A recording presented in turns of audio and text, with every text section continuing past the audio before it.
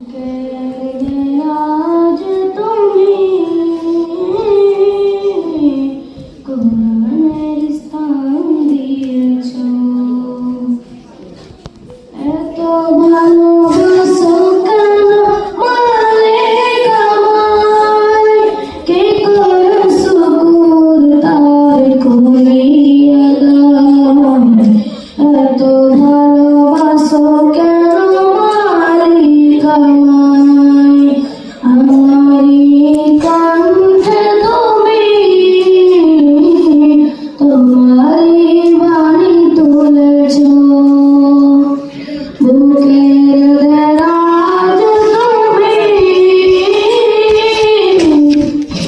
কোরআনের স্থান দিয়েছ, এত ভালোবাসো কেন